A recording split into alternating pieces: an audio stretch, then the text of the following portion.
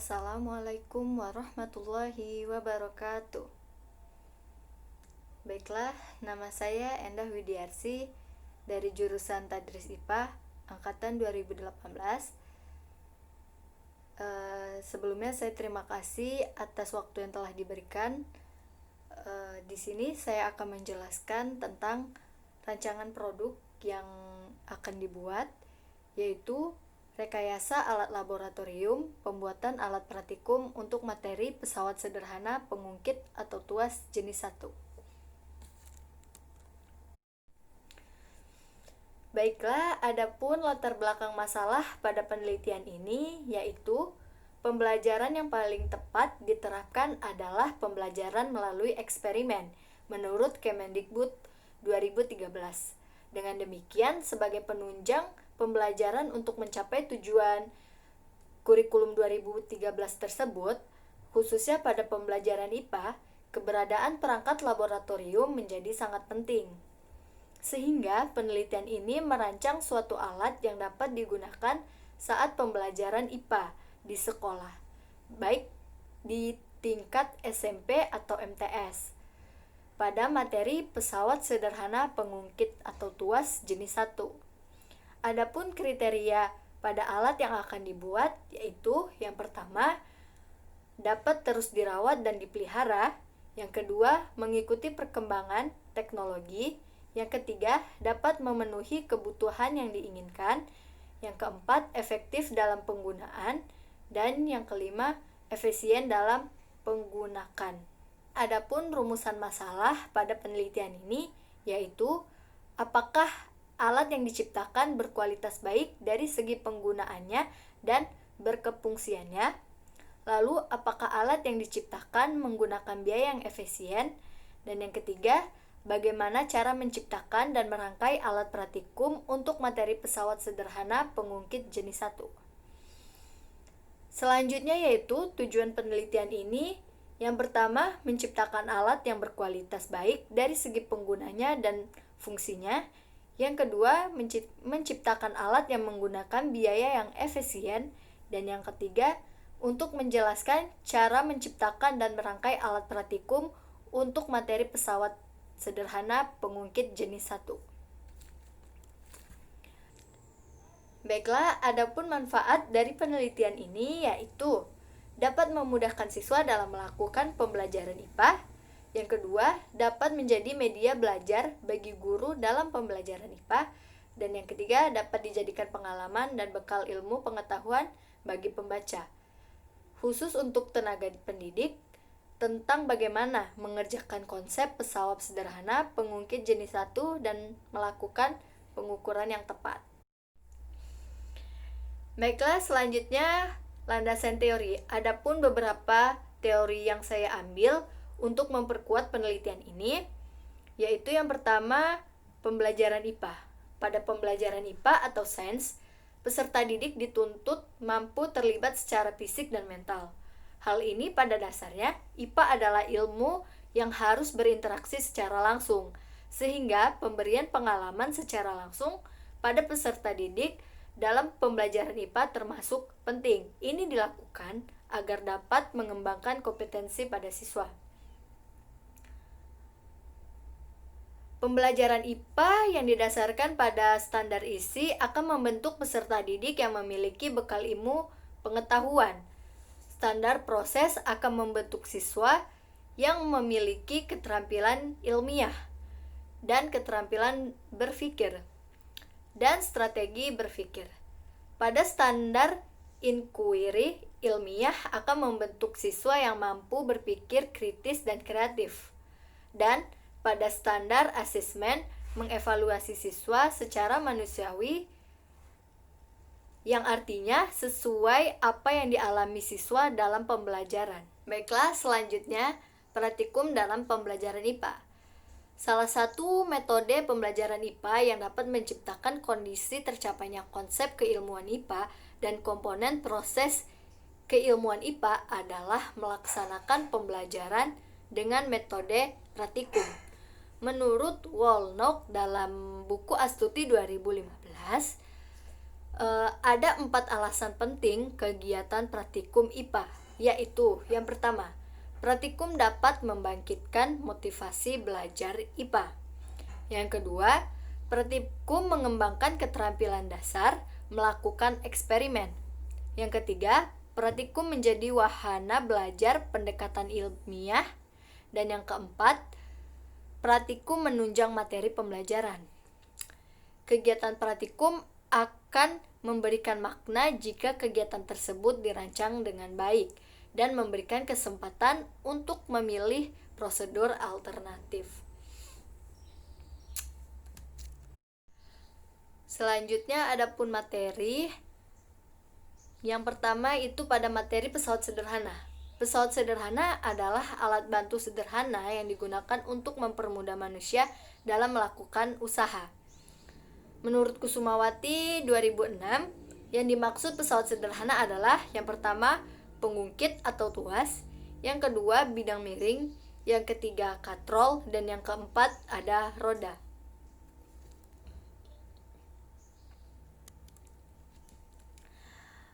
Pengungkit atau tuas. Menurut Wijaya tahun 2008, tuas atau pengungkit merupakan pesawat sederhana yang usianya paling tua dibanding pesawat sederhana lainnya. Pengungkit atau tuas digunakan untuk memindahkan benda-benda berat sehingga pekerjaan manusia menjadi lebih ringan. Adapun cara menghitung besarnya gaya yang dikeluarkan menggunakan rumus W kali LB sama dengan F kali LK. Dan adapun cara menghitung keuntungan mekanis menggunakan rumus KM sama dengan W per F sama dengan LK per LB. Pengungkit atau tuas digolongkan menjadi 3 bagian, yakni tuas kategori pertama. Tuas ini memiliki titik tumpu berada di antara beban dan kuasa. Itu contohnya pada gunting, linggis, dan palu. Lalu tuas kategori kedua. Tuas ini memiliki beban berada di antara titik tumpu dan titik kuasa. Contohnya terdapat pada gerobak dorong, pembuka kaleng, dan mesin kertas. Lalu yang tuas kategori ketiga memiliki titik kuasanya berada di antara titik tumpu dan titik beban. Itu contohnya pada pinset, penjepit es, dan lengan manusia. Baiklah, selanjutnya kerangka berpikir. Adapun kerangka berpikir pada penelitian ini yaitu peneliti menggambarkan dalam skemanya. Teman-teman bisa dilihat pada PPT yang telah dipaparkan, yaitu yang pertama dilakukan yaitu studi literatur, di mana peneliti di sini mencari-cari referensi-referensi dan literatur untuk memperkuat apa yang akan diambil dalam penelitian ini. Yang kedua, yaitu lalu selanjutnya penentuan alat yang akan dibuat. Setelah mendapatkan beberapa ide atau beberapa referensi, maka peneliti dapat menentukan alat yang akan dibuat. Selanjutnya penyelidikan. Penyelidikan di sini yaitu seperti bagaimana cara membuatnya, lalu alat apa saja yang digunakan serta bahan apa saja yang digunakan, dan membutuhkan waktu berapa lama serta biaya berapa banyak. Lalu yaitu perancangan dan pembuatan. Perancangan yaitu bagaimana menggambarkan alat yang akan dibuat. Lalu dalam pembuatan sendiri jelas alat yang dibuat tidak langsung menjadi sempurna, maka diadakanlah pula revisi. Di dalam revisi di sini akan dilakukan beberapa pemeriksaan baik dari segi kefungsian dan segi kekuatan. Maka setelah didapatkan beberapa kesalahan, maka dilakukan lagi pembuatan alat atau perbaikan. Lalu jika alat yang telah diperbaikan tadi telah sempurna atau memiliki hasil yang memenuhi syarat, maka alat dapat diuji. Selanjutnya, ada pun langkah-langkah pengembangan. Dalam penelitian ini, peneliti menggunakan metode R&D, yang mana menggunakan metode ADI. Metode R&D sendiri adalah metode penelitian yang digunakan untuk menghasilkan suatu produk tertentu dan menguji keefektifan produk tersebut, menurut Sugiono tahun 2010. Adapun model ADI ini adalah singkatan untuk 5 tahapan proses pengembangan, yaitu analisis, desain, pengembangan atau develop, implementasi, dan evaluasi. Pada tahap analisis dilakukan di awal, tujuan agar dapat mengetahui permasalahan. Pada tahap ini peneliti melakukan analisis dari penentuan alat yang akan dibuat, sehingga peneliti melakukan beberapa studi literatur. Lalu tahap desain. Pada tahap ini melakukan desain produk yang akan dibuat dengan menggambar produk yang sebelumnya telah dikaji dan dicari dalam tahap analisis dari segi bentuk, penggunaan alat, lalu cara pembuatan, serta alat dan bahan yang digunakan dalam pembuatan alat ini. Adapun alat dan bahan yang digunakan dalam pembuatan alat yaitu pada bahan yaitu 2 balok kayu, triplek, pengungkit atau mur gantung, paku, wadah, semen, pasir, dan air. Lalu adapun alat yang digunakan yaitu gergaji, obeng, palu, dan sendok. Dalam pembuatan alat ada beberapa cara pembuatan sebagai berikut. Yang pertama, pada pembuatan satu lengan tuas pada balok kayu dengan panjang 60 cm diukur untuk dan dijadikan 2 bagian yang sama, yaitu 30 cm dan 30 cm. Lalu yang kedua, pembuatan satu kaki tuas atau untuk titik tumpu, yaitu membutuhkan satu balok kayu 30 cm, di bagian ujung dipotong untuk dijadikan titik tumpu, lalu balok tersebut didudukkan sehingga pada ujung kaki yang satu lagi diberikan alas yang terbuat dari triplek. Lalu yang ketiga yaitu pembuatan beban. Pada pembuatan beban sendiri yaitu menggunakan semen, air, dan pasir, yang mana ketiganya dicampur lalu dicetak dengan wadah dan ditimbang masanya atau beratnya, lalu diberi mur gantung. Lalu ada tahap pengembangan. Pada tahap ini dilakukan pengembangan alat mulai dari pembuatan sehingga melakukan kegiatan pembuatan alat dan pengembangan. Lalu ada tahap implementasi. Tahap ini merupakan tahap penerapan dari hasil analisis dan desain sistem yang telah dibuat sebelumnya. Dan yang terakhir yaitu ada tahap evaluasi, merupakan salah satu tahap yang digunakan untuk mengevaluasi alat yang dibuat sehingga jika ada kesalahan maka dapat diperbaiki.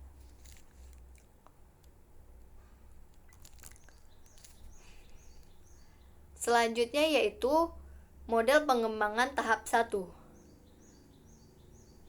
Yang pertama, instrumen pengumpulan data.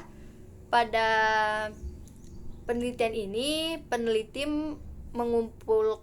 menggunakan beberapa instrumen penelitian, yaitu yang pertama angket validasi ahli materi, yang kedua angket validasi ahli produk atau alat, yang ketiga angket skala untuk siswa, dan yang keempat memberikan siswa lembar kerja peserta didik atau LKPD.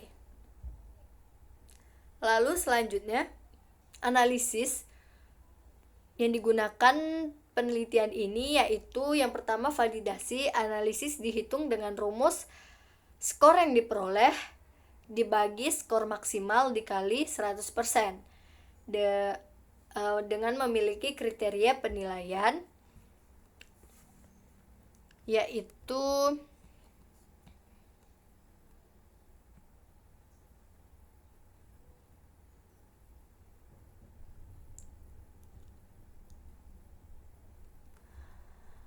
(81% sampai 100% sangat baik, 61% sampai 80% baik, 40% sampai 60% cukup baik, 21% sampai 40% kurang baik, dan 0% sampai 20% tidak baik.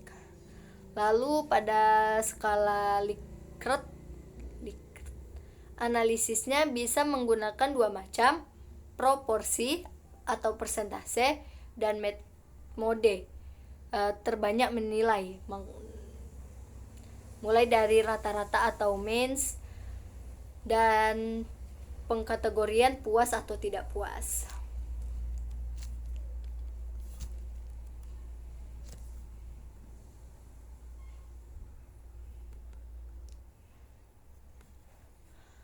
Ya, selanjutnya adapun perencanaan desain produk, teman-teman bisa melihat di dalam PPT saya itu ada perencanaan desain produk yang saya buat, yang di situ yang pertama semua pada alat yang saya buat ini dibuat terpisah, yaitu pada lengan tuas dibuat terpisah dengan kaki tuas atau nanti dijadikan titik tumpunya.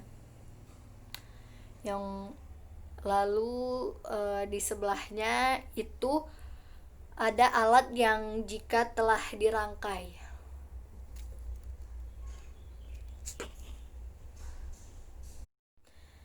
Baiklah, selanjutnya ini ada daftar pustaka beberapa referensi yang saya ambil untuk melengkapi proposal saya. Teman-teman dapat melihatnya. Dan terima kasih sebelumnya untuk teman-teman yang telah mendengarkan dan menyimak dengan baik, serta saya minta maaf apabila ada kesalahan dalam penjelasan dan presentasi saya. Dan saya menerima saran dan kritikan dari teman-teman. Semoga kritikan dan saran yang saya terima dapat membuat penelitian ini menjadi lebih baik. Dan saya akhiri. Assalamualaikum warahmatullahi wabarakatuh.